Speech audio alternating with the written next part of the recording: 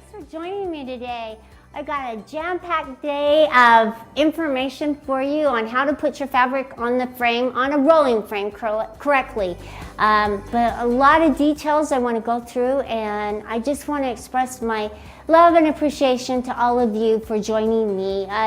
You guys make it so worthwhile being here every Tuesday and trying to communicate my love of quilting to you. You guys make it so much fun, and I really appreciate it. So thank you for joining me, Sandra and Jeanette. You did my stalwarts. Thank you for being a part of this, and I really appreciate it. So let me remind you, last week I did the gnome on the roam, and I just wanted you to know that the complete pattern is now available. We only had a partial one when I actually did it, when I went live. Last Tuesday at 11 o'clock, we did rebroadcast at 1 o'clock, and the gnome on the roam, the pattern is there. I hope you have fun and make one of your own and put it in your home, or give it to somebody who can just make a little nice home for little Jerome over there. So thank you for letting me, show you how to do these wonderful projects, because that's part of my love of quilting, is the creativity side of it, and you guys inspire me all the time.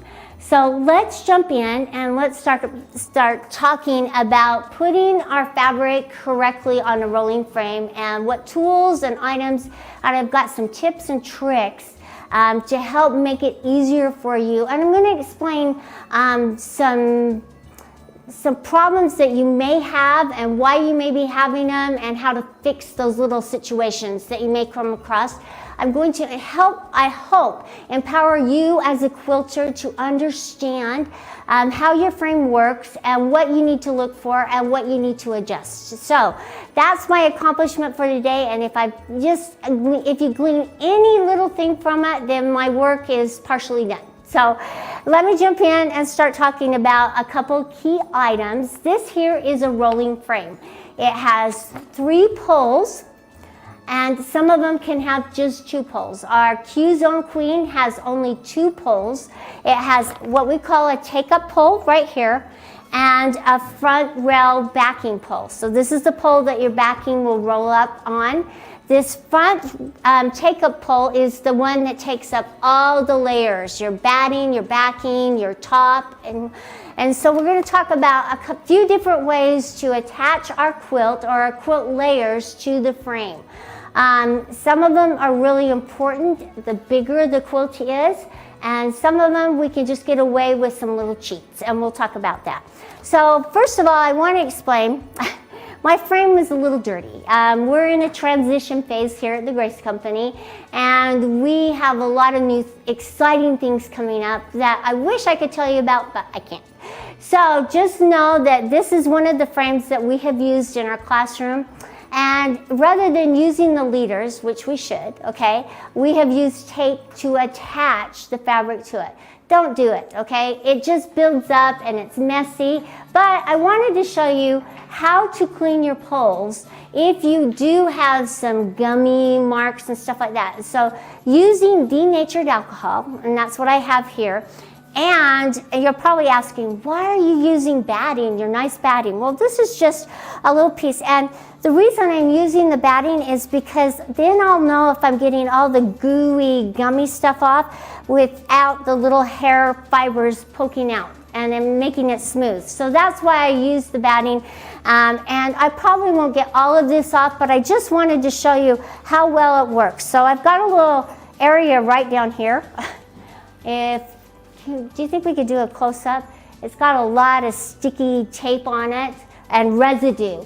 And so I'm just going to take my alcohol, which is just wipe it back and forth. And notice that as I wipe it back and forth, it's just dissolving all that tape.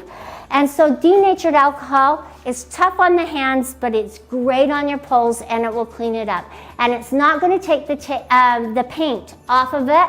So it's just a great way to clean up your poles if you want to, say, buy some new velcro and reapply your leaders on, and maybe they're not on so straight, or maybe it's been in a hot place and the leaders are starting to come undone. just take that denatured alcohol and just wipe it down really good. Now, some of you, if you haven't used tape and you don't have a lot of sticky residue on there, can get away with just some water by wiping them down. But I want you to get the poles as clean as possible if you are reattaching your leader claws. Now, if they're new right out of the box, good. You just need to wipe it down with soap and water, or not even soap, just some water will be really good. And then just take one of those microfiber cloths and just wipe it down. So if I had this pole all nice and clean, which I'm not going to take all the time to do, I would just take that microfiber cloth, dampen it, and just wipe it across, and then take a nice towel or something that's not going to leave a lot of residue or fibers on it, and wipe it across there as well. So maybe 2 microfiber cloths, one to wipe it down with the damp water, and the other one to wipe it dry. So that being said, I'm going to put that to the side and my alcohol to the side. All right, and now let's talk about why it's important to get your leaders on nice and straight, or to even use leaders. You're probably wondering, oh, can I get away with it? Now, if you're using a hoop frame, yeah, you could get away with it. And on a rolling frame, I'm going to say no. You need to use the leaders. Most of the rolling frames, the leaders are included in with the frame. So it's a great deal, and they really do help you put the fabric on as straight as possible. And that's what I'm going to jump in and talk to you about. Now, if you don't want to use the leaders, okay, an option is to tape or to use your quilt clips, okay? And I have done that as well. There are times when I just need to quilt a quick little section and I just don't have time to attach them to the leaders. I will wind my leaders up on top, use a quilt clip and wrap it around so I have that extra bulk, and I will show you how to do that in just a minute. But yes, there are times that you can get away with it, but don't do it on a quilt that you're trying to be really precise and really accurate. I would say baby quilt or something like that you just need to jump in and get done. All right, so let's jump in and talk about how to attach our leaders correctly. Okay, I forgot. On a hoop frame, because it's a hoop frame and you do have the clips, you can get away without using the leaders, but your backing has to act as the leader, your backing and your batting. So you will need to make it excessively wider and longer to accommodate the lack of using the leaders. So if that's clear, we're going to jump in and start talking about attaching our quilt to the rolling frame. I've already done it on the hoop frames, but man, there's a lot more to come and things change. So just know that I've got your back and I'll work as hard as I can to show you all the different things that I know so that you can learn from my mistakes or learn from what I've learned. All right, so I've been really thinking about this, is how do I get the leaders on nice and straight? Because it's a round pole. What do? And we want to put the Velcro on as nice and straight as possible. So as I was thinking about it, and cute little Alyssa, who helps write the instructions, she is fabulous. She always has you in mind and is always thinking about what is a better way to help you, our customers, learn how to do these processes and what is easier. So she thought of a string. So attaching a string across each of these, okay, and then taping them down. I thought, well, let's go one further. Let's use a measuring tape. So don't use a heavy-duty measuring tape unless that's all you have. But what we'll do is we will do it and mark our center, because on most of these, this is a 4-foot frame because that's what we use for the classroom. But most of them have a middle section that has 2 poles coming together, and it's a joint that you have joined them together with what we call a coupler. That is the even middle section, if you have that. If you have an 8 or 10-foot frame, you have that exact centers by the little break in the pole, okay, where they come together. If you have a 12-foot frame, you have a middle section and then 2 side pieces. So that middle section is 2 feet, and it has an exact middle part, so you'll just measure out 12 inches. And then in that middle section, what you're going to do is place this end in the crack on the one side, and then measure out 12 inches. or 24, sorry, 24, because it's 2 feet. So you're going to measure out 24 and then place this on the other side, and then you're going to take your pencil or your marking pencil and mark right there. So you have a middle mark on each of your poles. It's really easy to do, so just make sure that you do that, because we're going to work just like as we pin from the center out on our quilts. We're going to do one side first, and then we're going to go and do the other side. Now, I haven't marked this pole, so what I'm going to do is I'm going to use this piece right here, and because this is 48 inches in length, I'm going to measure in, and I'm going to notice how I've hooked it up on this side on this pole. I'm going to measure in 48, 24 inches from this side here, not the side that has the hand wheel or the ratchet wheels, but just this side here. Now, what I'm going to do is take a little piece of my marking pen. I've already lost it. It's right here. My marking pen, and I'm just going to mark right here exactly 24 inches. And that's going to be my marking line. Now I'm going to do the same thing. This one will be much easier for you to see. And I'm going to put this in place so it's not going to move on me. And I'm going to measure, and see this as I'm marking. I'm just going to measure right here. That's my 24. And then I'm going to, and this pole right here, you're wondering, oh, we only use 2 poles. Well, it's important to use 3 at times, okay? So I'm going to make sure that it's hooked, and I'm going to mark as well right here. Okay. All right, so those are my center markings, and I think they look pretty good. All right, so that's my first, okay? So let's do our measurements with our string, okay? So I'm going to cut just one piece of string. I'm going to kind of measure, and I could kind of measure 48, but I'm not going to. And I'm going to cut it.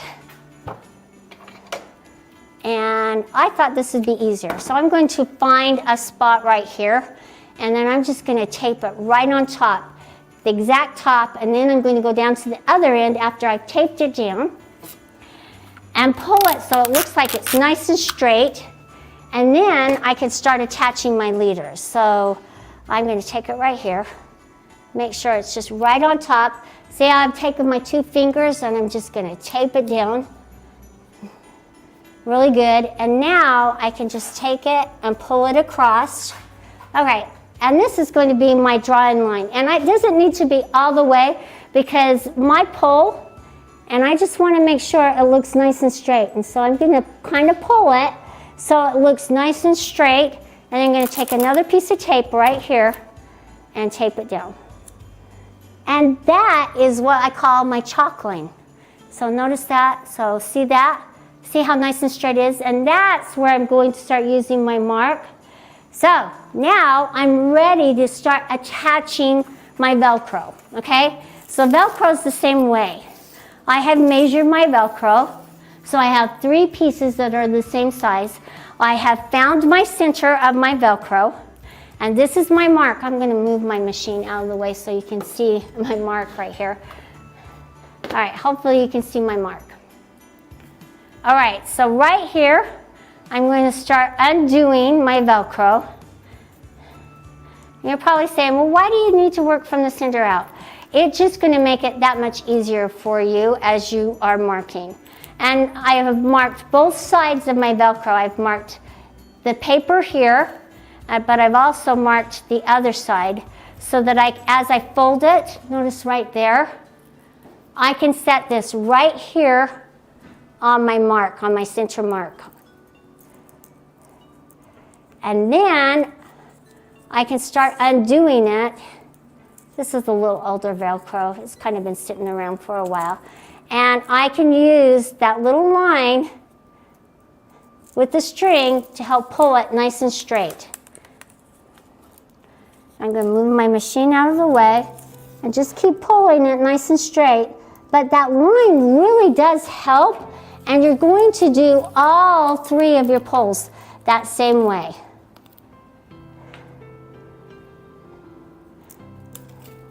There we go. Now I went over the holes. I wouldn't necessarily do that. I would turn it so you're not going over the holes, because if you, by chance, you have to take it down and move it to another room, you're going to have to undo the Velcro and move it. So I've used it as my alignment, but with this string here, you're not going to need to. All right, and we just want to make sure that it's nice and straight. There we go. And then I just take my fingers and then go across them. Now, if your fingers, if you don't like doing that and you have a little arthritis, what you can do is use your little 3mm Allen wrench or one of the Allen wrenches and just go across it like this and just kind of move it back and forth to secure it down real nice. There you go. Just secure it down. Just using the tools that you have, or even take this side and just tape it and move it down across it. So just use what you have, and there we go. There's our first one on. Now I can take my tape and everything and then move it to the next one and do the next one and the next one. So let me show you. So we've done the take-up pull. All right, there's this one. I kind of put that over the tape, dang it. I'll just pull that out. Okay, so I'll use another piece of tape, but here I'm going to just kind of do the same thing. These 2 are the major important ones for you to do. The third one is important for 2 reasons. It's because if you are quilting a large quilt, man, it's really going to help you keep it nice and straight as you're rolling. It really does come in handy to use all 3 poles. I know some of us think, oh, it's so much work, but you know what? We've spent so much time piecing our tops and taking time to put the work in there, and you think of the hours that you spend, you want it quilted correctly, you want it to roll correctly. So it's worth taking a little extra time to stabilize it so it's going to roll like you need it to. All right, so now I'm just going to do the same thing. I'm going to take my next piece, and I'm going to see how I've marked the center. I'm just going to start undoing it, and I've marked the other side as well. I'm going to put that right there on that mark. I'm going to do the one side first. It's a lot easier when it's a smaller pole. But notice how that string really does. It helps me eye the distance. So this is a great technique. Try it. And I'm not saying you have to go and reattach your leaders. No, girl. If you've got them on nice and straight and they're working for you, please don't, okay? Just know that this is a way, if by chance you have to move and you have to redo them, that this idea is here for you to use. Now, don't use a sweater when you're attaching the Velcro. It sticks, okay? So I thought to myself, why am I wearing a sweater today and I'm using Velcro? And I thought, I like it, so we're good to go. All right, and then I'm going to come and do this next one. And this one just doesn't take that much time. And I'm going to turn this pole just a little bit so that this one's kind of at an angle. So you're just going to have to watch and make sure that it's nice and straight. Right there. All right, that looks good. Okay, and then I'm just going to quickly do the same thing. And this will take you no time at all, and then just get somebody in there that you can chat with, or a good movie on that you don't have to watch, that you can listen to. There are some that you just don't need to watch because you can just listen to them, or some nice music.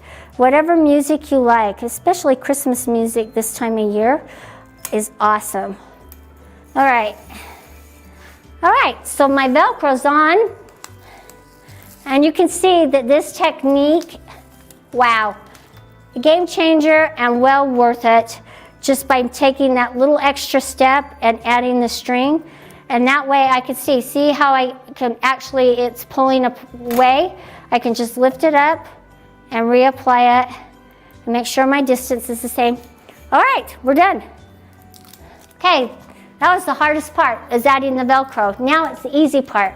Now I get to get rid of this yucky little mess right here. So don't notice what I'm going to do. Okay.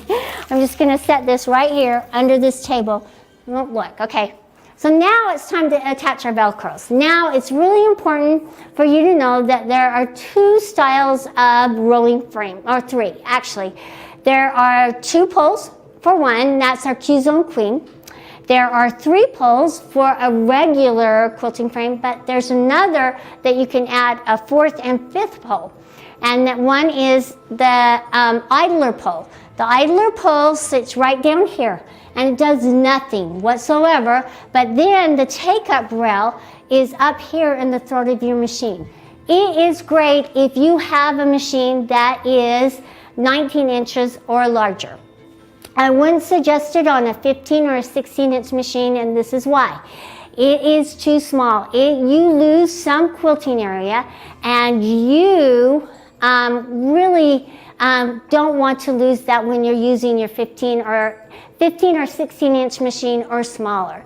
Now, when you're using a 21 or a 19, you can afford to lose just a little bit, but just understand and know that it's really important that you will lose that quilting area and that you will understand that. Now, if you have a 16-inch machine and you think, I don't care, that's fine, but as long as you realize that you will lose some quilting area and understand that and are willing to work with the loss of that quilting area, go for it, okay? So the idler rail just sits right down here, then the take-up pole is up here, and it's what actually your fabric will roll under and up to the top with the take-up pole, and then it will start rolling in that section, and that's why you won't need to adjust your sides up and down, and that's what the idler rail does. It allows you to not have to do that extra little step of raising and lowering your pole as you're quilting. So let's put the fabric on. So first of all, if you have an idler pole, you will want to use your widest piece on the idler pole. So it will be this piece here. And you'll just measure and fold it in the center and mark, okay? That's if you have an idler pole. If you don't, then your widest piece of leader is going to go on the pole that holds your top, okay? And you want to make sure that you understand how your rail turns. This one turns opposite of these, okay? So it's turning that direction. So when I put my my leader on, I want to make sure that it doesn't turn on top of itself. So I am going to put the leader on like this. So I'm going to put it center to center, and I'm going to attach it down. Really easy, really slick. Okay, that's where the widest one goes. And then the second widest one goes on this pole here, okay? But it goes over this way. This is how it rolls. Now, if you want to know how it rolls, which direction, you need to check the ratchets. So lock it into place, and if you can't turn it this direction, then it's rolling this direction. So it'll roll the way the ratchet stop is in place. This one, is rolling this direction. That's why I attached it that way. So let me undo it. So now I'm going to put this one on top, and I didn't mark my center, so let me hurry and mark my center. So I'm working from the center out. And I like to mark both sides. And I should have marked both the top and the bottom, but I didn't. So on this one right here, I'm going to make sure that I am marking the top and the bottom, because I'm going to have to take that other one off, and mark it as well. So when you're marking, mark both the top and the bottom. Okay, and both sides so you know where the center is. So I'm just going to come around and mark like that. Okay, there's my center. That one I'll have to take off, but I'm going to put this one on this way, and I'm going to attach it. There we go. All right, and let me mark my center on this one. I can just quickly take this off and mark the bottom piece, because as I put my top on, I want to make sure that I start from the center and work my way out. And if you fold it, you'll know where your center is. That's the front side. That's the back side. And you're probably saying, well, why do you do the back side too? It's just in case. Now, we've been making frames a long, long time. And how they have changed and how we attach the fabric has changed. But when we're making leaders or accessories like this, we have to consider our older frames. And we needed them to work for a long time with our older frames. Now, we've gone to some newer style frames, and not so much, because more people are changing, swapping out, and updating their frames. Okay, notice that on these two, that the Velcro was attached to the back of the leader. On the newer ones, it's attached to the front, okay? Because this is the take-up rail, and because it rolls towards you and you want to see not the numbers, just the markings, then that's why we changed it. And instead of it being attached to the back, it's now attached to the front, which is awesome. All right, so I've made my marks. And that's the only thing that's really different, and it just seems to throw people off. And I'm sorry it throws you off. It wasn't meant to do that, but it was just meant to have it so it rolls correctly as you're rolling.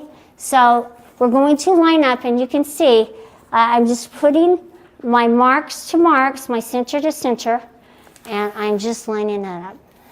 Okay. So now we are done attaching our leaders.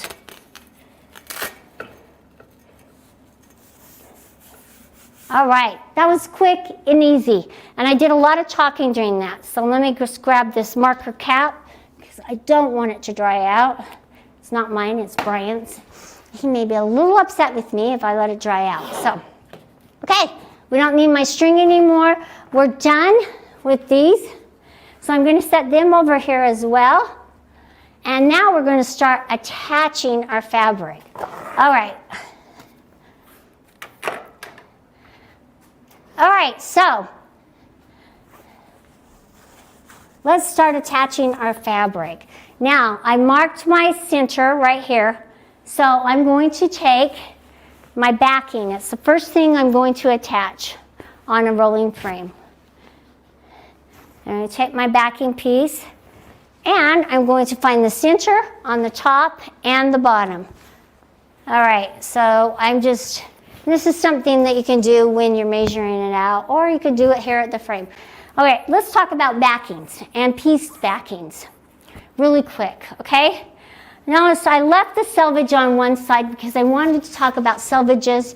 And if you have a quilt that is not rolling nice and straight, and it has a piece backing, there could be a problem with how you sewed the two pieces of backing together.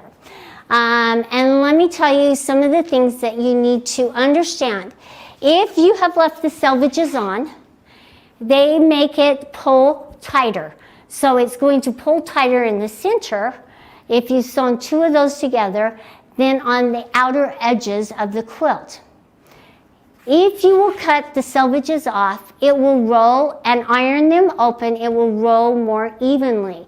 So always remember to cut your selvages off. The selvage is an edge to stop it from fraying, so it's more densely woven, and so it does not going to allow any give whatsoever, so that's why maybe yours is not rolling correctly.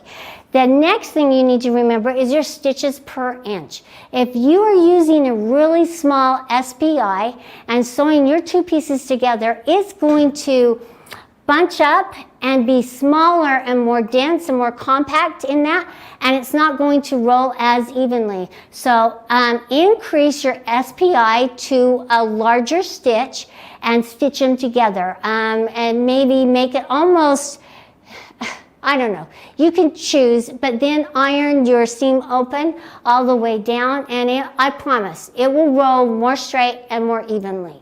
So make sure that you're increasing your SPI to a larger stitch, and you're cutting off your salvages and ironing your seams open.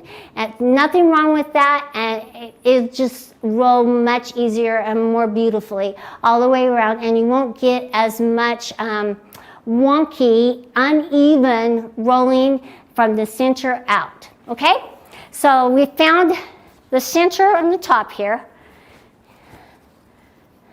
All right, I'm doing too much talking, and I'm sorry, but important information here. That's the center, and I'm not going to find the center on my bottom yet, okay? So now, as I'm pinning, I found my center mark. I'm going to match up my center to center, and notice how I'm holding up my leader.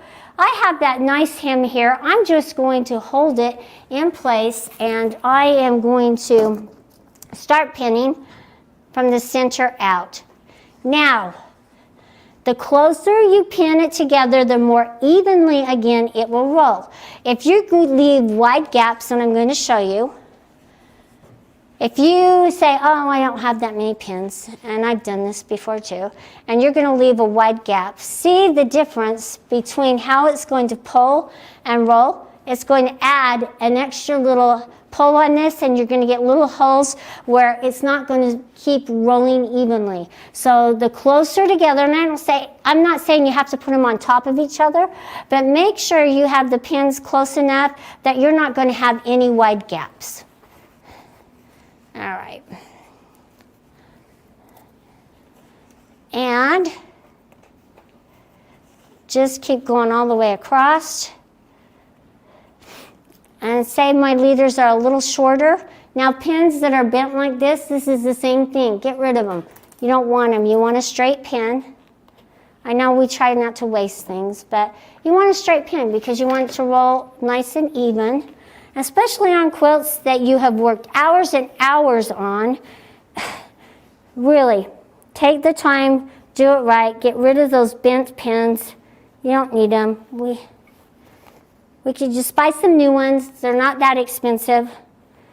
And I don't think they'll be upset at the landfill with a bent pin. But you never know. All right. And stay rolling. So if I decided that I felt like I wanted to pin this edge, it's not going to, you're going to get little puckers and wrinkles. So make sure that you're pinning and stay pinning and not skip any steps as you're pinning, and go to the edge and start doing it, because I promise you will get wrinkles and you'll have to redo it. I'm just saving you the heartache of learning from what I've learned, okay? So don't do it. Just keep pinning all the way across, and now you're good to go. So now, all I have to do is pin my bottom side really quick. Sorry, don't look at how dirty our floor is. Real quick to the backing. The one that holds the backing pole, and now I'm just going to lift it up. Same thing, I have my center marked, and I'm going to start pinning from the center out. And you're saying, oh man, this is boring. Well, it's important boring. Okay. Oh, Tammy's asked, I have been using safety pins. So is it better to use regular straight pins or safety pins?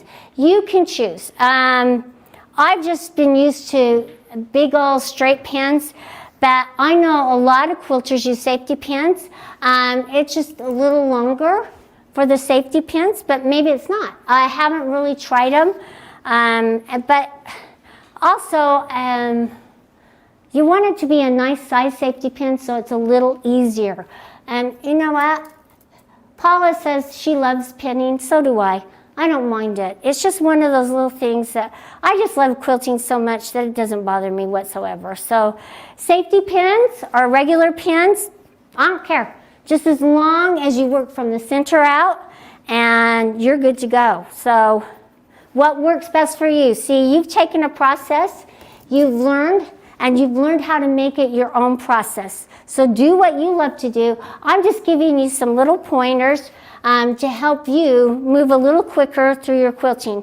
It doesn't take me long to put a quilt on, and I really enjoy the fact that I'm a lot faster now than when I first started, because I understand how the frame works and the functions of the poles, and I understand how the rolling affects the quilting, and just learn to understand how your frame works. So if you get a new one for Christmas, don't let your husband or somebody else, or hire somebody to set it up for you. You tackle the job if you can. I'm not saying you have to, but boy, what a great way to learn how the frame functions and works by setting it up. I can't tell you how rewarding it is to be able to accomplish. It's like putting oil in your car the first time, or changing a tire. It's almost empowering to know that you have the abilities to conquer those little obstacles that get in the way.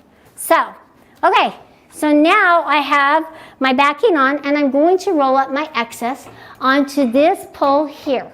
And I'm just going to take it and roll it. And I'm just going to make sure that it doesn't have its wrinkles. And notice, now when I get to this piece right here, I want to make sure that it's rolling nice and straight.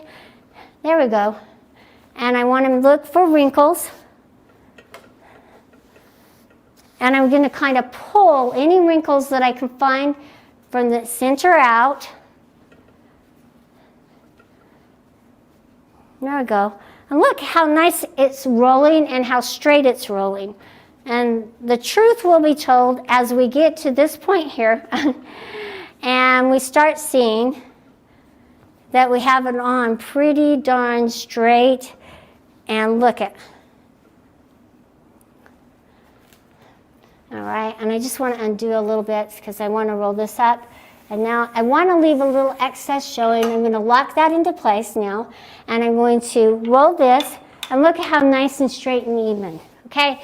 If you'll follow those steps, you'll have a beautiful backing. Just make sure you remember my little tips for 2 pieces of backing. That's even for 2 or 3 pieces. I don't care. How tight does it have to be rolled? Okay. That's a difference of opinion, and it's really a personal preference, okay? If you're doing tight, dense quilting, it doesn't matter if you have it a little tighter. But if your quilting is separated, say 8 to 10 inches apart, then I would leave it a little looser, all right? So just make sure that you're not rolling it so tight that you'll get puckers when you take it off. You just need to maybe experiment and understand what batting you're using, how dense you want it, and things like that. Remember, we're pulling it this direction. We're not pulling it all 4 directions, okay? So the tighter that you pull it, the more the fibers will close together and the harder it is for your needle to get down in. And so you don't want to do it so dang tight that it kind of hurts your hands. Yes, we use the bungee clamps, and I'm going to show you the side tension. Now, unfortunately, I don't have the bungees here with me, but I'm going to show you how to use the side tension because it's really important. Okay, now the bungees are great. However, they have a tendency to get in the way. When I want you just to use a little piece of fabric, and we're going to call that your side leader fabric, okay? And you're just going to pin that, fold it, and on the folded edge, you're going to pin down. And you're going to put 2 or 3 pins down on each side. And this way, it's going to pull more evenly and give you that little excess that you need where the bungees aren't going to get in the way. So if you'll use that, wow, it's a game changer, and it'll keep your sides nice and straight and even. All right, so let's put the batting on. Now the batting, you can put it on a batting pole, but I'm not going to. Let's talk about battings really quick, okay? There's a right side and a wrong side to batting. It has a scrim side, and then it has the side, and the scrim side is the side that faces down on your backing. So notice on this, okay? This is a bamboo batting. It's a beautiful batting, but it's not one of my favorites, and I'll tell you why. Because it's slick and it moves, it has movement. So unless you're stabilizing each of your blocks, I wouldn't use it. Now, this is the side that's it's supposed to be up. It's the non-scrim side. This side right here, I don't know if we can even get in, is the scrim side. It's a little smoother, and it has what we call a scrim on the backing. That's so as the needle penetrates the batting, it's not going to pull through and give you what we call bearding. And nobody likes bearding, okay? So it's really important that you do put your batting on correctly. It is made to use this way, so make sure that you look at it. And if you need better light, man, the light bars were on sale. I think they still are, so check out all the great sales that we have. If you need extra leaders, now's the time to jump in and do it. All right, so now I'm just gonna put my batting on, but you know me, I like a double layer. So you're going to do the same thing with the next layer. You're going to look for the scrim side, and you're just going to lay it on top, okay? So that as it's penetrating.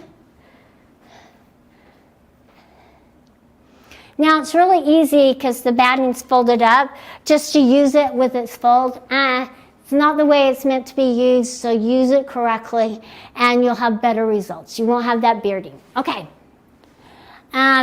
Next, let's push this batting to the back so that I can see my leaders. Okay, now I've pushed the batting to the back so I can see my leader for my top, okay? So with this, I'm just going to kind of lay, this is easy. It's not as easy for you. I'm just going to kind of lay my top on. But with this one, because I can hold this up like this, and you could do the same thing and kind of lay your top on and get it all nice and straight, and then kind of do it in little folds like this. And then you'll bring your leader up and you can start pinning from the center out. And see how I'm doing this? I'm just going to start pinning. Now I haven't found my center yet, so I really want to find my center on my top. So I'm just going to fold it over, find my center, and then I'm going to quickly pin this. Now, this is the way. So let me just show you first, before I pin this on, what you would do if you were floating your top and your batting, okay? I would use my quilt clips, and it's good to have both sizes, okay? And I would start clipping them on. But with the floating, that being said, you have a tendency to get a little more shift in your top and your batting.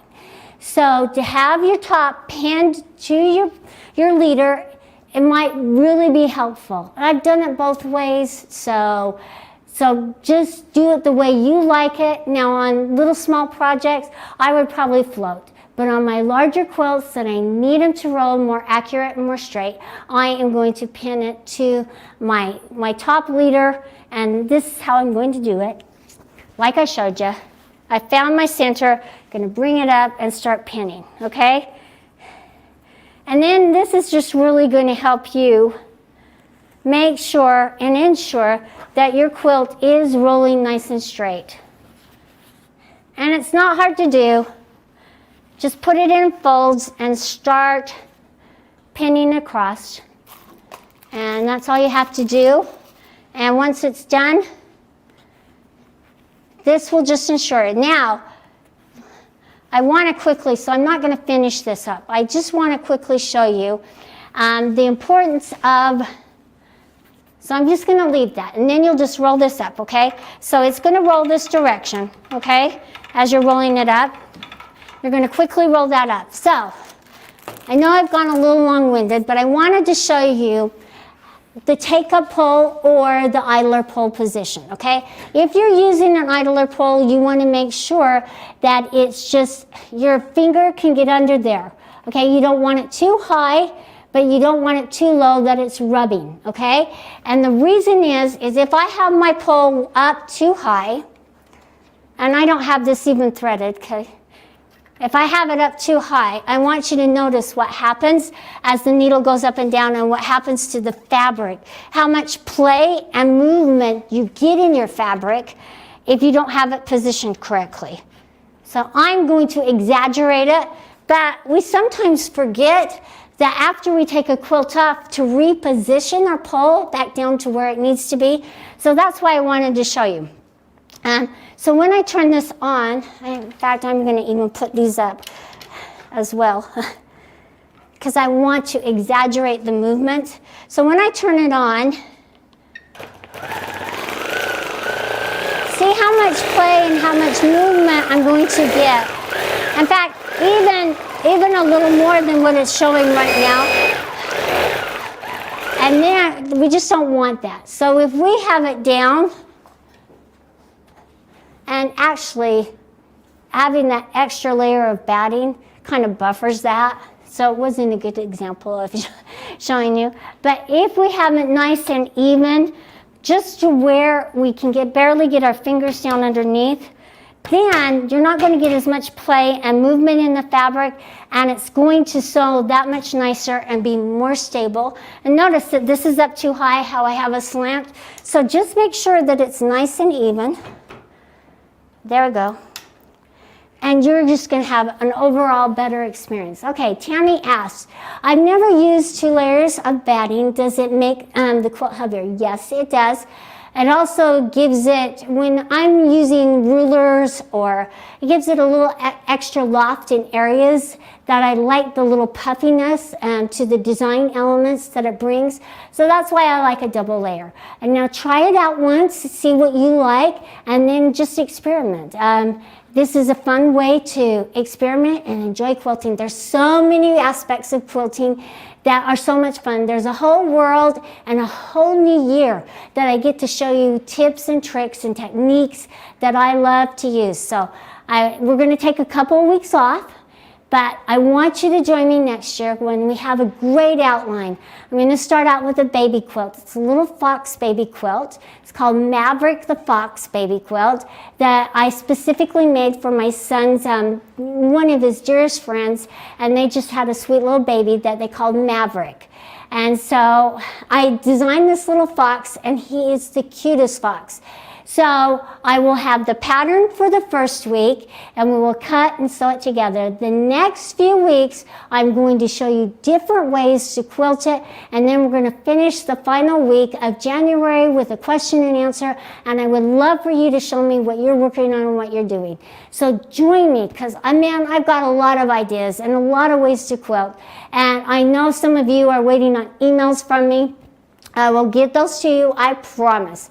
And so just make sure you email me with your questions. I got one that was really good today. She asked me if I would do a segment on threads and needles. Yes, I will love to. So make sure you email me, Karla with a K, K-A-R-L-A, at graceframe.com. And I'm here for you. I'm here to help you along your quilting journey as you help me through mine. So join me next year, January 10th. For Tuesdays with Grace, and thank you so much for all you do for the Grace Company. Make sure you check out all those wonderful sales we have going on, and add to that goodie bag. We've got extra leaders. Man, the world's yours. Thanks. We'll see ya. Bye-bye.